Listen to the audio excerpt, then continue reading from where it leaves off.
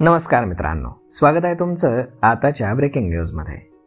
मित्रांनो, केंद्र सरकारनं 29 जुने कामगार कायदे रद्द करून त्या जागी 4 नवीन कामगार संहिता ह्या 21 ऑक्टोबर 2025 पासून पूर्ण देशभरामध्ये लागू केल्यात।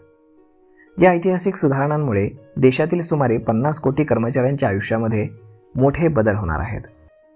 नोकरीची हमी, वेळेवर पगार, सामाजिक सुरक्षा आणि महिलांना सर्व क्षेत्रामध्ये समान संधी असे फायदे या कायद्यांमुळे मिळणार आहेत।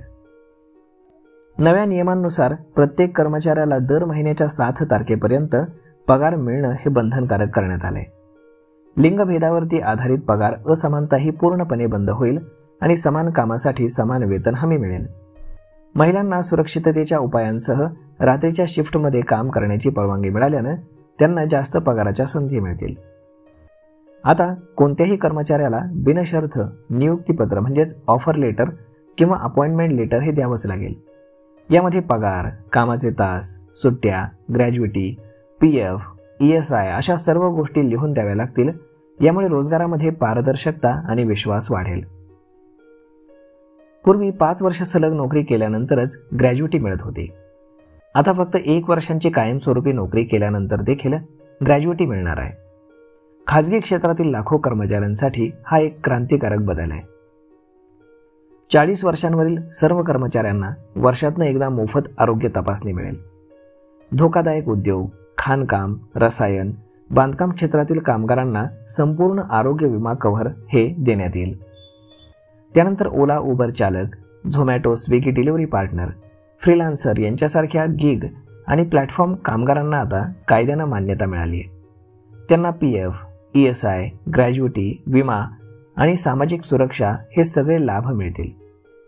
ॲग्रिगेटर कंपन्यांना आपल्या वार्षिक उलाढालीच्या 1 ते 2% रक्कम ही सामाजिक सुरक्षा निधीमध्ये जमा करावी लागेल।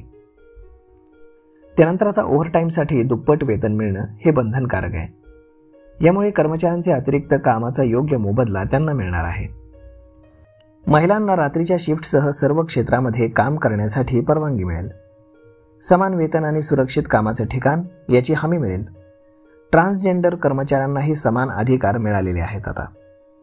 त्यानंतर कंत्राटी कामगारांना आता कायम कर्मचाऱ्यांसारखंच वेतन, PF, ग्रॅज्युटी आणि सुट्ट्या मिळतील। स्थलांतरित कामगारांचा डेटाबेस तयार होईल आणि त्यांना आधार लिंक पोर्टेबल सामाजिक सुरक्षा मिळेल। आता एकच परवाना, एकच रिटर्न आणि एकच रजिस्ट्रेशन उद्योगांना लागेल। निरीक्षकांची भूमिका दंडात्मक ऐवजी मार्गदर्शक असेल। वाद सोडवण्यासाठी 2 सदस्यीय हे न्यायाधिकरणाने तयार करण्यात येतील। तर मग मित्रांनो, अशा पद्धतीनं खूप सारे बदल हे आता नवीन लेबर लॉ मध्ये करण्यात आले। तर मग पाहूयात आता हे इम्प्लिमेंट कशा पद्धतीने होत आहे। तर मग मित्रांनो, हा व्हिडिओ, ही माहिती तुम्हाला कशी वाटली हे तुम्ही आम्हाला कमेंट करून नक्कीच सांगा।